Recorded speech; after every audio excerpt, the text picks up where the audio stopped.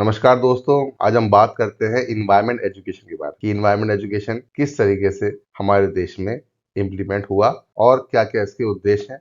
जो environment education का issue है, तो सबसे पहले कई कॉन्फ्रेंसेस में ये डिस्कशन हुआ था। चाहे वो 1972 है, चाहे वो 1975 की कॉन्फ्रेंस है, चाहे वो 1977 की। ये सारी कॉन्फ्रेंस के जरिए हम ये बताना चाह रहे हैं कि जो वर्तमान में इन्वायरमेंट एजुकेशन का स्वरूप है, वो कई इंटरनेशनल कॉन्फ्रेंसेस के जरिए जो सजेशन मिले हैं, वो आज हमारे देश में भी लागू हैं एक फॉर्मल इन्वायरमेंट एजुकेशन के रूप। सबसे पहले जो इंटरनेशनल कॉन्फ्रेंस हुई थी स्टॉकहोम में, जो कैपिटल है स्वीडन की, 6 से 16 जून 1972। इसमें सबसे पहले सभी लोगों ने इस बात पे एग्री हुए, जितने भी वो पार्टिसिपेंट थे अलग अलग देशों के, कि इन्वायरमेंट एजुकेशन को एक फॉर्मल एजुकेशन के फॉर्म में हमें अपने अपने देशों के अंदर इम्प्लीमेंट कराना चाहिए। इसी सजेशन को दोबारा रिवाइज करके डिस्कस किया गया Belgrade charter at Yugoslavia, October 13 to October 22 1975। यहाँ पर एक यूनेस्को ने एक कॉन्फ्रेंस कराई। आप सभी जानते हैं यूनेस्को का पूरा नाम United Nation educational social and culture organization. तो अक्टूबर 13 से 22 तक एक यूनेस्को ने यूगोस्लाविया में एक कॉन्फ्रेंस ऑर्गेनाइज की, जिसमें दोबारा स्टॉकहोम के जो डेलिब्रेशन थे, जो सजेशन थे, वो डिस्कस हुए कि किस तरीके से हम लोग इन्वायरमेंट एजुकेशन को अपने अपने देश में डिलीवर कर सकते हैं। इसके बाद intergovernmental conference on environment education organize की गई, तिबिलिसी, यूएसएसआर।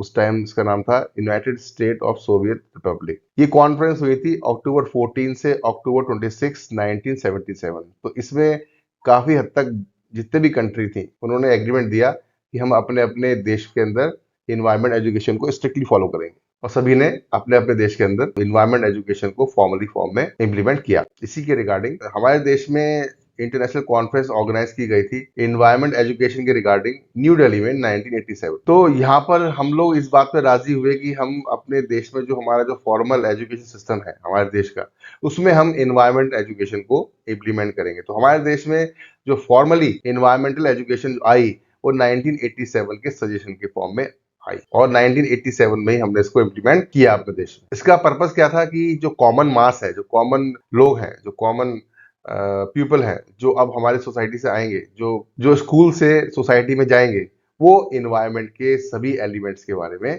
अवेयर रहे। तो first international conference on environment education जो कि न्यू दिल्ली में हुई, उन्होंने कुछ गोल्स एंड ऑब्जेक्टिव सेट किए। तो गोल क्या था? गोल एक बड़ा विजन होता है। गोल और ऑब्जेक्टिव में क्या अंतर होता है? Goal is a big vision, जो हम इसको हमें अचीव करना है। ऑब्जेक्टिव क्या होगा?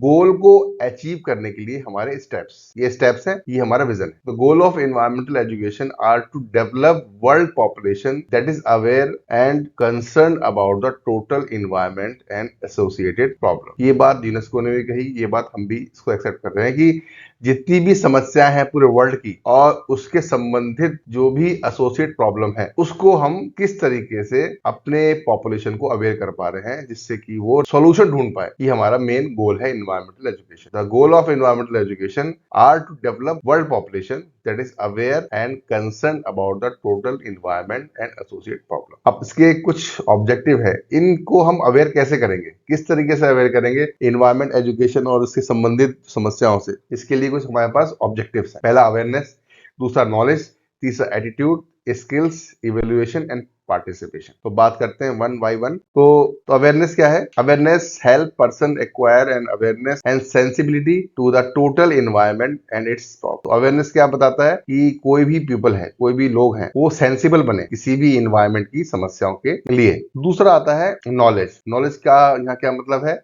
कि basic understanding how to environment function, कैसे एनवायरनमेंट काम करता है, हाउ पीपल इंटरेक्ट, कैसे लोग इंटरेक्ट करेंगे एनवायरनमेंट से, उसकी समस्याओं। तो ये नॉलेज देना, ये हमारा ऑब्जेक्टिव है। तीसरा है एटीट्यूड। इसमें क्या है कि लोगों को अवेयर करना about the set of value and feelings about the environment problems. अगर किसी के अंदर फीलिंग नहीं है, वैल्यूज नहीं है एनवायरनमेंट के लिए, तो क्या वो एनवायरनमेंट की रक्षा करेगा, क्या वो सेव करेगा? तो हमारे जो कल्चर है, हमारा इंडियन कल्चर ही बताता है कि हम वैल्यूज क्रिएट करते हैं अपने एनवायरनमेंट के लिए, बचाने के लिए।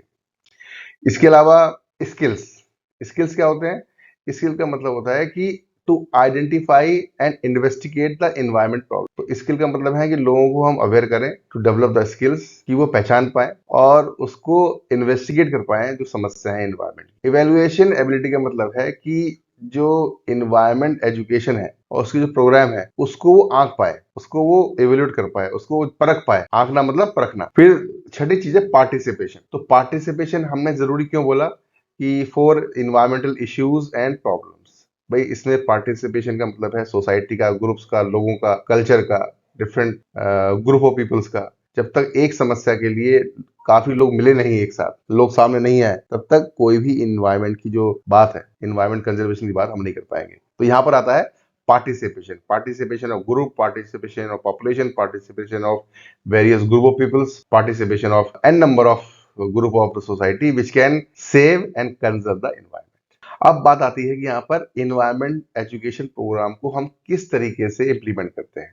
तो तीन तरीके हैं यहाँ पर: इन्वायरमेंटल स्टडीज, इन्वायरमेंटल साइंस और इन्वायरमेंटल इंजीनियरिंग। सो इन्वायरमेंटल स्टडी का मतलब होता है यहाँ पर कि जो सोशल इश्यू है इन्वायरमेंट को, हम उसे स्टडी करेंगे। इन्वायरमेंटल साइंस, साइंटिफिक एस्पेक्ट्स, उसे स्टडी करेंगे। इंजीनियरिंग का मतलब होता है यहाँ पर कि टेक्निकल एस्पेक्ट्स हैं, उसे स्टडी करेंगे। तो environmental studies is the studies of environment and it's allied social problem. सामाजिक मुद्दे जो है एनवायरमेंट के, उसको हम स्टडी करें। Environmental science deals with the scientific processes of the environment. Scientific process कैसी होती हैं, जैसे हवा, पॉल्यूशन, ये कैसे काम करते हैं, प्लूम कैसे बिहेव करता है, प्लूम मतलब एयर पॉल्यूशन, वाटर क्वालिटी कैसी है। तो इसकी जो केमिकल एस्पेक्ट्स हैं, साइंटिफिक एस्पेक्ट्स हैं, वो हम बात करते हैं इन्वायरमेंटल साइंस के अंदर। इन्वायरमेंटल इंजीनियरिंग का मतलब है कि रेक्टिफिकेशन ऑफ प्रॉब्लम। इसमें हम टेक्नोलॉजी का यूज करेंगे, किस तरह की टेक्नोलॉजी को लाएं, किस तरह की टेक्निक, किस तरह के इंस्ट्रूमेंट डेवलप करें जिससे कि हम इन्वायरमेंट को बचा पाए। यहाँ बात आती है इंस्ट्रूमेंटेशन इंजीनियरिंग में। तो तीन एस्पेक्ट्स हैं हमारे इन्वायरमेंट एजुकेशन के: environment studies, environmental science, environmental engineering. बात करते हैं कि किस तरीके से इन्वायरमेंट एजुकेशन हमारे देश में काम करता है। तो दो तरीके से हमारे देश में इन्वायरमेंटल एजुकेशन काम करता है। एक है फॉर्मल इन्वायरमेंटल एजुकेशन और दूसरा है इनफॉर्मल इन्वायरमेंटल एजुकेशन। तो बात करते हैं पहले फॉर्मल इन्वायरमेंटल एजुकेशन। देखिए, फॉर्मल इन्वायरमेंटल एजुकेशन का मतलब यहाँ पर है कि आप क्लासरूम के जरिए आप पढ़ाई कर रहे हैं इन्वायरमेंटल एजुकेशन या अवेयरनेस की। तो education system which are deals with the classroom education is known as formal environment या फॉर्मल एजुकेशन सिस्टम। तो फॉर्मल एजुकेशन सिस्टम क्या होता है? जो भी आप क्लासरूम में, स्कूल्स में, कॉलेजेस में, यूनिवर्सिटीज में पढ़ रहे हैं, वहां से सीख रहे हैं और वो अवेयरनेस आप सोसाइटी में ले जा रहे हैं। तो इस तरह की जो एजुकेशन सिस्टम कहलाता है फॉर्मल एजुकेशन सिस्टम। अगर हम ऐसी शिक्षा दे रहे हैं लोगों को स्कूल के जरिए, कॉलेज के जरिए, यूनिवर्सिटी के जरिए, जिससे कि वो इन्वायरमेंट को बचा पाए, तो हम कहेंगे इसको फॉर्मल इन्वायरमेंट एजुकेशन। तो फॉर्मल इन्वायरमेंट एजुकेशन की शुरुआत होती है प्राइमरी स्कूल स्टेज से। तो प्राइमरी स्कूल स्टेज क्या होता है? जब बच्चा है क्लास 1 to 5 में, ठीक है, यहाँ पर है class 1 to 5 primary school stage.